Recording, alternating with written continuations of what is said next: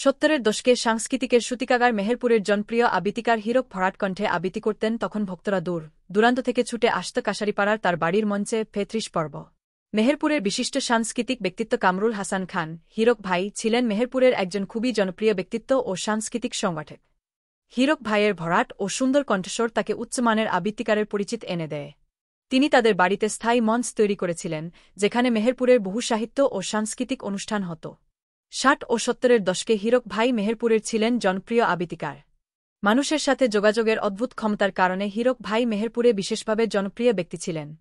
তার কাছে গল্প শোনার জন্য মানুষ দূর দূরান্ত থেকে ছুটে আসত। মানুষের প্রযোজনে তিনি সব সময় সহযোগিতার হাত বাড়িয়ে দিতেন। একসময় হীরক ভাইয়ের বাড়ি হয়ে উঠেছিল সাংস্কৃতিক অঙ্গন। তিনি তার কাজিন বাংলা একাডেমির ফরহাদ খানের সাথে মেহেরপুরের অনেক বচন, গল্প, কাহিনী ও লোকসাহিত্য সংগ্রহ করেন। সেগুলোর কিছু প্রবাহ পত্রিকায় প্রকাশিত হয়। ফরহাদ খান মেহেরপুর কলেজে উচ্চ মাধ্যমিক শ্রেণীতে লেখাপড়া করেন। হীরক ভাই নিয়মিত আত্মীয়স্বজন, বন্ধুবান্ধব ও পরিচিত মহলের সাথে নিয়মিত যোগাযোগ রাখতেন এবং পুরনো গল্পগাথা, লোককাহিনী, বচন ইত্যাদি সংগ্রহে হীরক ভাই বিশেষ পারদর্শী ছিলেন। তিনি মেহেরপুরের ঐতিহ্যবাহী সংগঠন মধুচক্র এর প্রতিষ্ঠাকালীন সদস্য ছিলেন। মধুচক্রের কর্ণধার নাসির ভাইয়ের সাথে হীরক ভাইয়ের চমৎকার সম্পর্ক ছিল। হীরক ভাইয়ের পরিবার একটি মুক্তিযোদ্ধা পরিবার।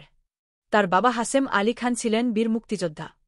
হীরক ভাই নিজেও মুক্তিযুদ্ধে অংশগ্রহণ করেন। তবে মুক্তিযোদ্ধা হিসেবে তাদের পরিবার কখনোই কোন সুবিধা গ্রহণ করেনি। হীরক ভাইয়ের জন্ম মেহেরপুর কাছারি পাড়ায় ১৯৪৬ সালে। হীরক ভাইয়ের বাবা হাসেম আলী খান ব্রিটিশ আমলের একজন মেধাবী গ্রাজুয়েট। তিনি বাংলাদেশ আনসার বাহিনীর উপপরিচালক হয়ে অবসর গ্রহণ করেন। ১৯৭১ সালে হাসেম আলী খান মাগুরার আনসার এডজুটেন্ট ছিলেন। তিনি তার অধীনে থাকা আনসারদের নিয়ে মুক্তিযুদ্ধে অংশগ্রহণ করেন। হীরক ভাইয়ের পরিবার একটি মুক্তিযোদ্ধা পরিবার। তার বাবা হাসেম আলী খান ছিলেন বীর মুক্তিযোদ্ধা। হীরক ভাই নিজেও মুক্তিযুদ্ধে অংশগ্রহণ করেন।